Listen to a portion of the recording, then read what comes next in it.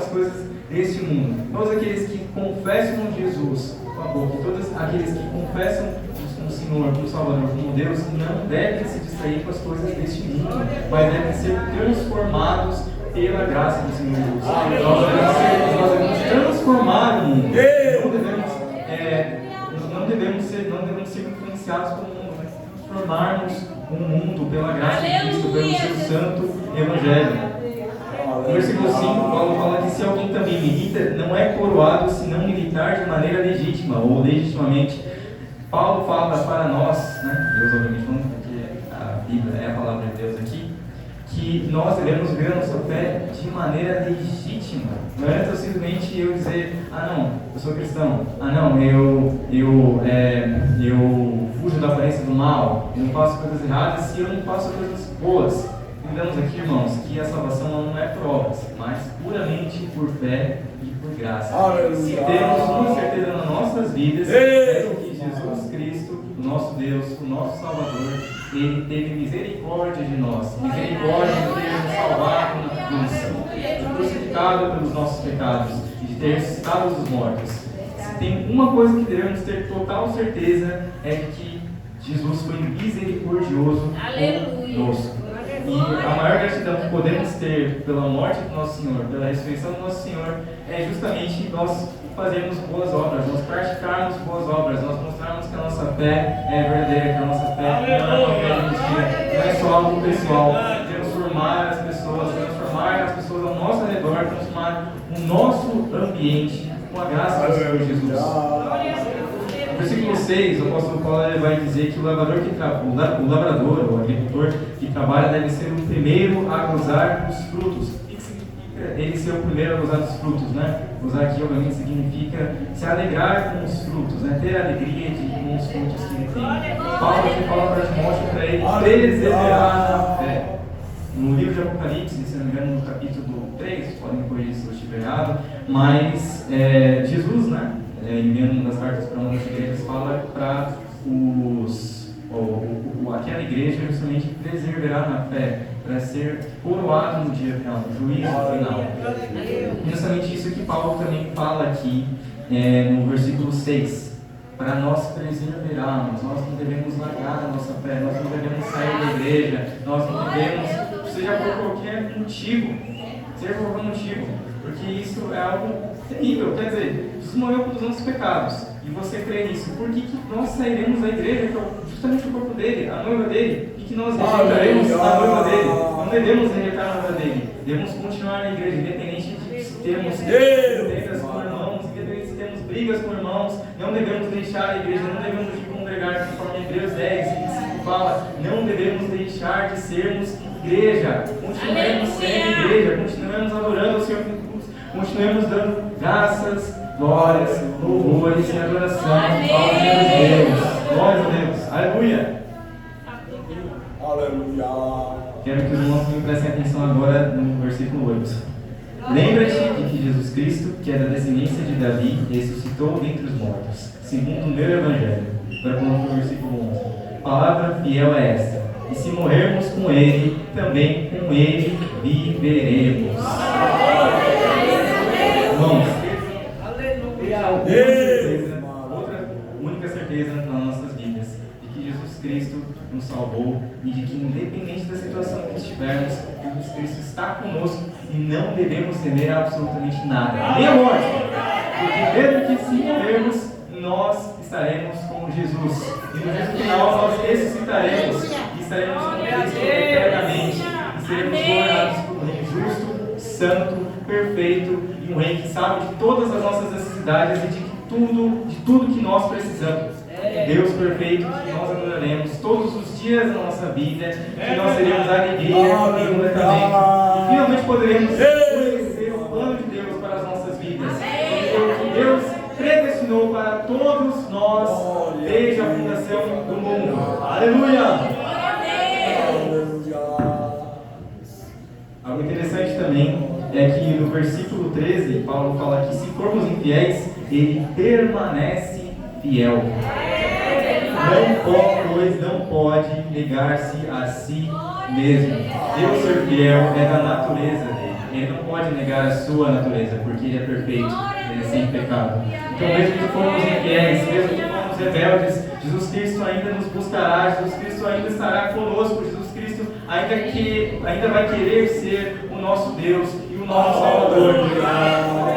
Então, não sejamos ingratos com a graça de Jesus, não sejamos ingratos com o nosso Senhor Jesus. Sejamos cada vez mais gratos e possamos seguir o seu santo evangelho conforme escrito nessa santa palavra, que é a palavra que nós lemos, que devemos ler todos os dias, que devemos meditar todos os dias, e cada vez mais nós possamos ter mais fé e crer cada vez mais no Senhor Jesus. Que não sejamos mais rebeldes, pois a igreja não é rebelde, a igreja é fiel.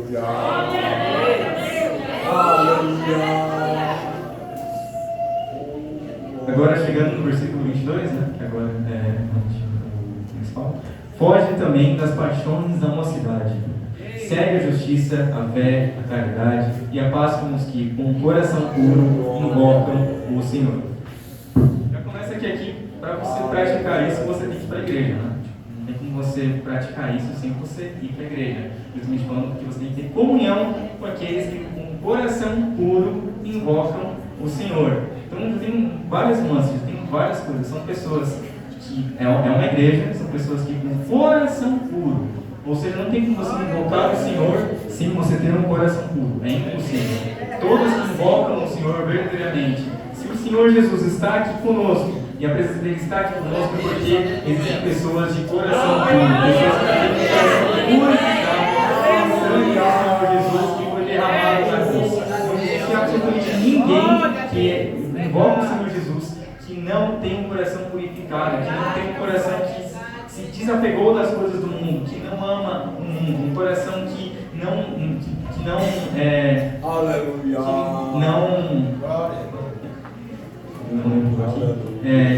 não pratica o pecado, um coração que verdadeiramente está no Senhor Jesus, um coração que ama, que se alegra, que goza estar na presença do Senhor Jesus. Justamente o que seria a justiça, o que seria a fé, o que seria a caridade, o que seria a paz. A justiça é você tratar os seus irmãos com justiça, é você tratar eles do jeito que você quer que você trate eles, não tratar eles como se eles fossem nada. Você é amoroso com cada um aqui e você ter cuidado com cada um aqui e tratar com os seus irmãos, porque todos nós somos irmãos da fé. Então todos aqui devemos tratar como irmãos verdadeiramente, o menor é o maior.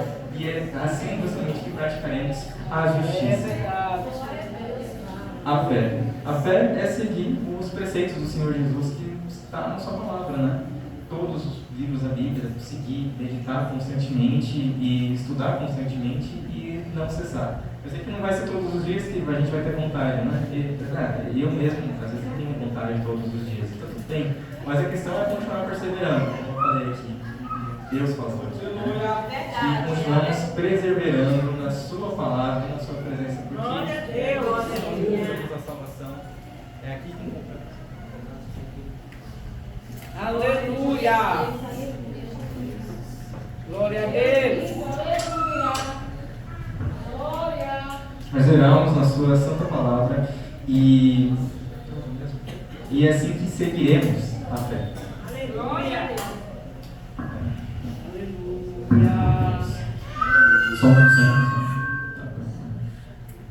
A caridade em algumas traduções também diz amor. É a mesma coisa que eu falei, que estejamos caridade com uns aos outros, que ajudamos e a gente ajude uns aos outros, seja nas coisas simples, seja nas coisas difíceis. Por exemplo, quando um irmão talvez perca um ente querido, familiar, que nós tragamos felicidade, né? Consolo principalmente, que é algo complicado, não é algo fácil, né? Eu sei disso, não é algo fácil, mas nesse exemplo, por exemplo, que nós possamos trazer alegria, trazer esperança e principalmente trazer felicidade para essa pessoa que está numa situação tão delicada. Mesma coisa vale para qualquer tipo de situação delicada, não só de perder entes queridos, qualquer situação delicada, qualquer situação complicada, seja financeira, que nós possamos ajudar, seja dando os nossos próprios bens, seja ajudando os nossos próprios bens, dando apoio, seja orando por ele, que nós possamos fazer isso. E é assim que praticamos a caridade e o amor. E por fim, a paz, que é um dos que eu considero mais importantes.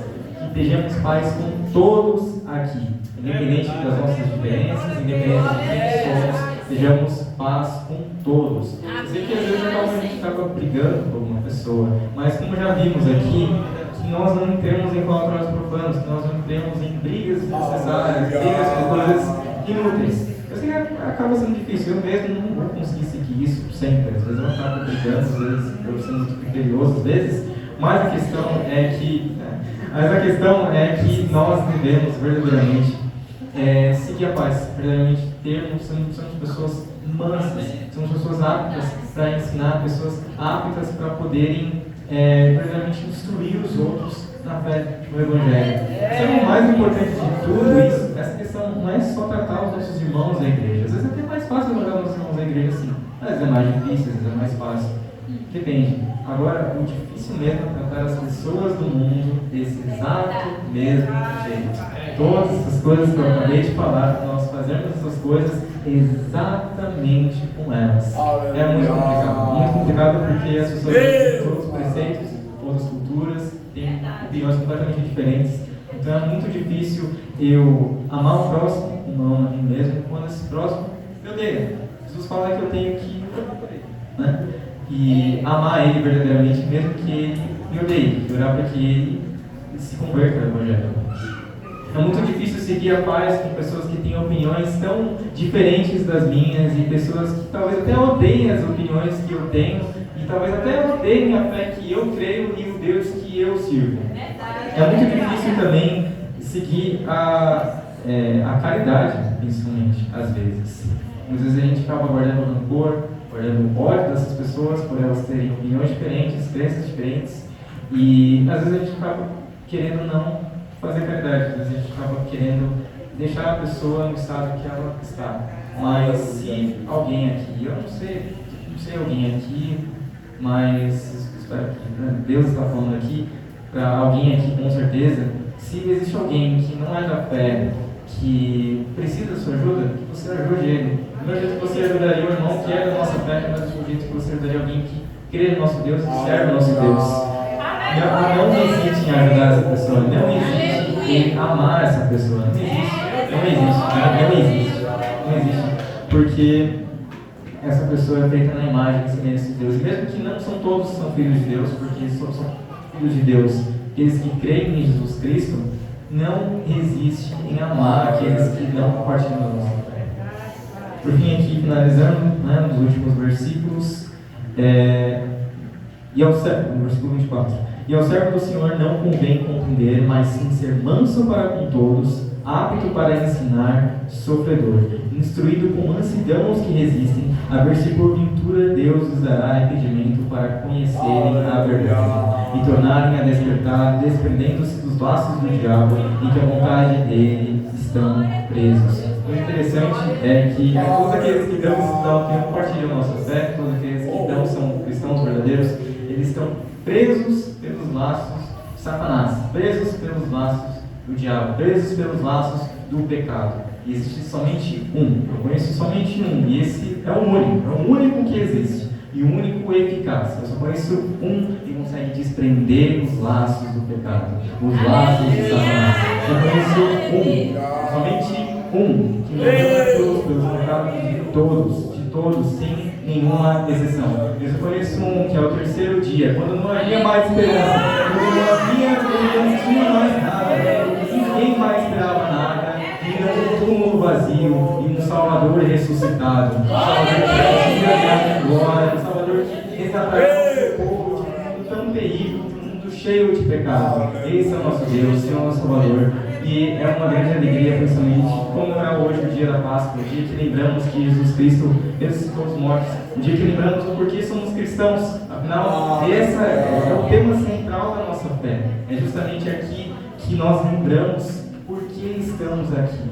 Às vezes alguém aqui pode estar indo para a igreja só por ir para a igreja, não necessariamente a pessoa não tem a intenção, ela só vai no automático. Mas se você... eu espero que Deus esteja falando comigo, que esteja na situação, mas caso você esteja, que você não precisa mais fazer as coisas você tem que fazer as coisas com a intenção. Aleluia.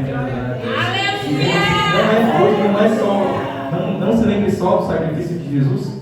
Hoje, lembre-se todos os dias da sua vida. Não se lembre da ressurreição de Jesus só hoje, só porque hoje é Páscoa. Lembre-se todos os dias da morte da ressurreição. Jesus fez para nós. Jesus fez para nós. Aleluia.